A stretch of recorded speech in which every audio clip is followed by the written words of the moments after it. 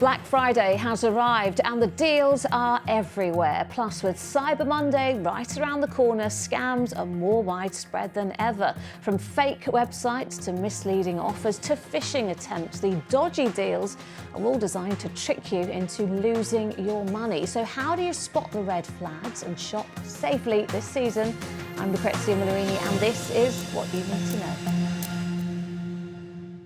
Hello and welcome to today's episode of What You Need to Know, and I'm delighted to say I'm joined by consumer expert Lisa Webb from Which. Welcome, Lisa, to the podcast. Thanks. How are you today? I'm great. I'm trying not to be suckered in by all the Black Friday stuff landing in my inbox. Well, exactly that. It's kind of become over the years this kind of unofficial start to the Christmas shopping season, hasn't it? But yeah, we do hear more often than not, it's a deal, but is it a deal? I think as well, it's starting earlier and earlier every year. I think I started getting emails about it sort of mid-October time. So this, what was once Black Friday, has become sort of Black November. And we're sort of being conditioned into thinking that this has to be the time to get all the deals. But actually, the Which research shows year after year that this just is not the cheapest time of year to buy. You're much better off buying in the January sales than you are during November. Well, you know, this is interesting, isn't it? Because I think your research kind of really broke it down, and was it something like 9 out of 10 of the deals that we see, you can actually get cheaper at different times of the year, which is quite frankly astonishing. Exactly. It was over 90% of deals were cheaper or the same price at other times of the year. And we looked at Black Friday itself, that specific one day, and actually 100% of the deals we looked at on that day could have been found for that price or cheaper at other times of the year. So we do get told over and over and over, this is the best deal, this is great. And actually a lot of retailers are quite good at not saying, look, this is the cheapest it's ever going to be. Yeah. But I do think it's incredibly easy to believe the hype and think, if I don't get it now, I'm going to miss out.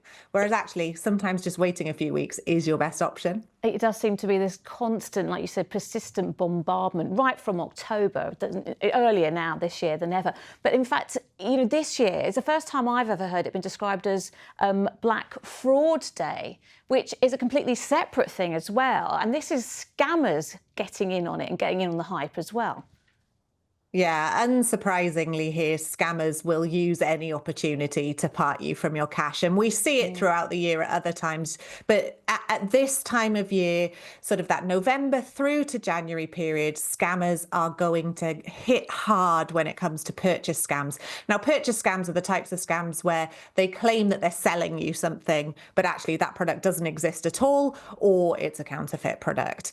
We see it a lot at this time of year with those luxury advent calendars that everyone seems to know and love at the moment. You expect you're going to get loads of lovely, lovely luxury items inside for a bit of a bargain. And because we're looking for bargains, that's what the scammers are banking on, because they'll tell you it's a brilliant price, possibly too good to be true price. That it is. And actually, it is too good to be true, And that is something we say, look, if it is too good to be true, then there you go. That's the truth of it. It is going to be a scam more likely than not. But it's also the fact that there seems to be this time pressure. So you get it by, it's Black Friday, 29th of November this year, that's where it fell. But also, you know, get it by Black Friday, get it by Cyber Monday.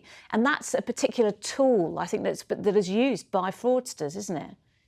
Yeah, it is. It's that sort of psychological pressure that if you don't do it now, you will miss out. That fear of missing out is something that really actually activates us and causes us to make decisions that we wouldn't ordinarily make.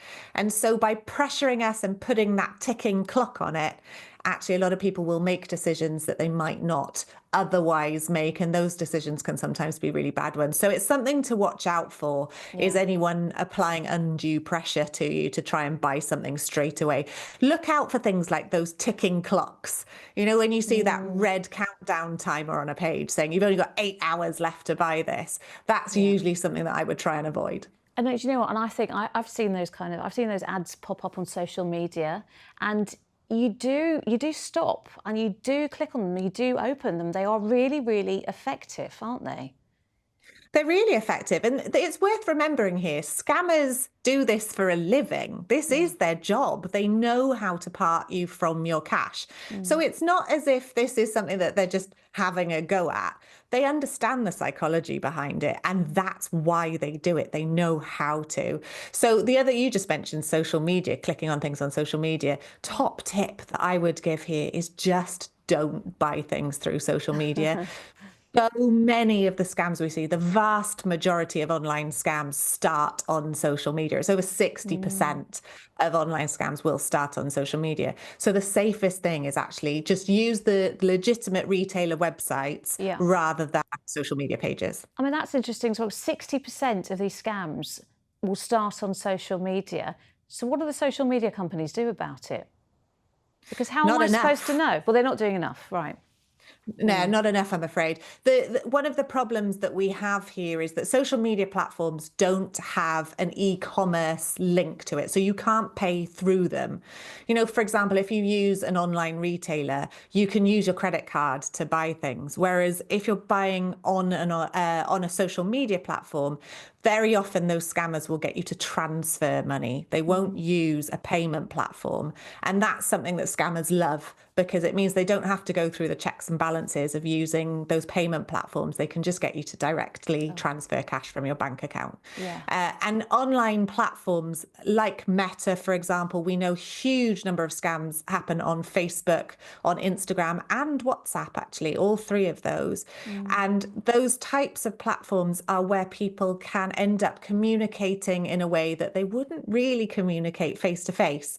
And scammers will try and convince you away from legitimate forms of transaction, and instead they'll try and get you to do it their way, which is very often the unsafe way. You know, you mentioned those advent calendars, which the deal seems too good to be true, and that's a massive red flag. What other things should we be looking at? Is there something about the actual furniture of the page that, you know, can alert us to the fact that this isn't real, really? This is not a good deal. It's fraudulent. Yeah. Yeah, absolutely. And you're right, it is fraud. This is a crime. So if you do end up getting scammed, please don't be embarrassed. This is criminal. You won't be the first, you won't be the last. So do report it if it happens to you. There are things you can look out for. And I say use the official retailer website, but sometimes it's really hard to tell if you're on the official retailer website because copycat sites are so good. But do have a look at the actual web address, the domain, that URL in the top, because that should be the one that you're expecting to see for a retailer. There is a domain lookup service called Whois, and you can look at Whois to see how recently a domain or a website was created. Newly created websites should be a big red flag, because if it's only just appeared, then it's probably not going to be one of your well-known, well-loved brands. And the other thing is, if there are contact details, if there are a way to actually contact that company other than one of those fill in a form on the website jobs, because a scammer doesn't want you to contact them other than just to transfer money. They're not interested in giving you a means of contacting them. So do check for things like that. Also, look at reviews. Reviews are really, really useful. Obviously, there are fake reviews out there, and you can sometimes spot a fake review. For example, if they often use the same language, or lots of reviews posted on the same day is sometimes a giveaway. But there should be some flags. Again, it is very hard to spot, though. What about using credit cards? Because in some instances that will give you a bit of protection, at least.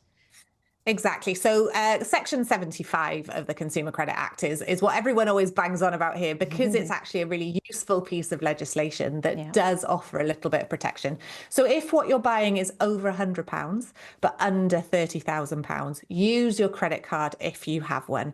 What that piece of legislation does is it holds your credit card company jointly liable with the retailer. So if the product never arrives, you can actually go to the credit card company and say, look, I haven't had it. I need you to reimburse me. You can also get some protection from platforms like PayPal. So PayPal offers a buyer protection. With that one, make sure you don't pay via the friends and family option, though, because that friends and family option won't offer you the protection. So you need to use the proper merchant version of PayPal. Okay, that's really, really good advice there. And this might be offered a bit of a tangent, but I was reading as well that over the whole weekend, Black Friday into Cyber Monday, people obviously, they've ordered things in the run-up, they're getting deliveries. There are actually people who are looking to see if you've got anything that's been left outside your house. And these opportunists now are looking to actually just steal from parcels that may have been left. So that's another thing we have to worry about. Yeah, we do hear about this quite a lot, actually. So one thing I would say there is don't nominate a safe place for your parcels to be delivered to. Yeah. Because if you do and it gets delivered, say, for example, you say, look, leave it on my porch, that's fine. And it gets left on your porch and it's nicked from your porch. Well, you're going to have to fork out for a new one. Whereas if you don't say that and you say it has to be delivered to me, but it's left on your porch, then actually it's up to the retailer to send you a new one because that's not what you agreed with them. Yeah. So if you don't offer up a safe place and say it has to come to me, then it's usually the safest option. That's good to know, because otherwise, if it gets half-inched, it's your responsibility. Right. Exactly. Back to the legit deals, if you like, so away from the fraud. Black Friday, all running until Cyber Monday, people are going to be seeing if they can get a deal. How should they go about it? Because there are websites that you can use to compare the prices, aren't they? And see if you should just wait till Boxing Day, or if maybe at other times of the year it's actually cheaper or whatever. Yeah, so there are things called price comparison sites, and it's not like your sort of insurance comparison prices. These are websites that will track the price of a product. So you put in you copy and paste the URL of a product into these price comparison sites. There's one called Price Runner, which is very good, and there's another one called Camel. A bit of a catchy one, that, because it tracks the price, and you can see those sort of humps, those peaks and troughs like a camel of the prices.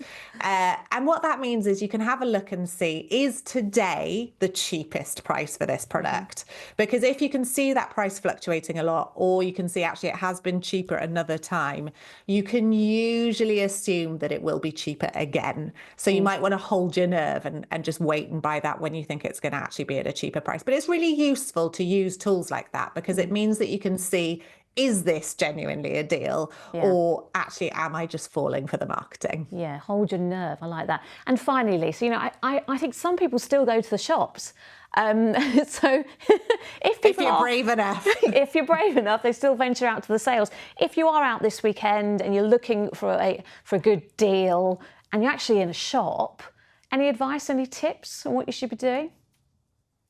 Well, I'd say go and get things that you actually want. That has to be my top tip here. Use some sort of a list, because we can be so bombarded and so heavily influenced that if we see something and we think, gosh, that's 60% off, that sounds like a great deal. Actually, it's not a great deal if you didn't want it in the first place. Yeah. So go armed with a list of what you actually want. And then if that is on offer, great, grab it. It's brilliant. One thing to note, though, when you buy in store, you don't have as many returns rights as if you buy online. A lot of retailers will offer you really good returns rights, and particularly at this time of year, a lot of them will actually extend their returns periods until after Christmas, because they know people are Christmas shopping. Yeah. But more of the smaller retailers, they might say actually no returns on these things, and that is allowed. They are allowed to do that, because you've been in, you've touched it, you've picked it up, you've seen it. You shouldn't really be taking it back if you've already seen it. Yeah. So if you buy online, you get a cancellation period. You're allowed 14 days to cancel any order that you make. Okay. And then another 14 days after that to return it. Whereas you don't automatically get that right if you buy in a shop. The shop might actually let you do that, though. So if you order that bread making machine that you desperately needed in the Black Friday sales, but realise you're never going to use it, then you have a couple of weeks, a cool down period where you can cancel it. Yeah, that's exactly, good to know. Yeah. It's good to know. Lisa, it's been fascinating to talk to you. So much good advice there. Happy shopping if you're going to do any. But thank you, everyone, for watching and for listening. For more on tips and tricks on Black Friday and shopping this season, head over to our website and do have a look back through our other quick briefings on a range of headline topics to find out what you need to know.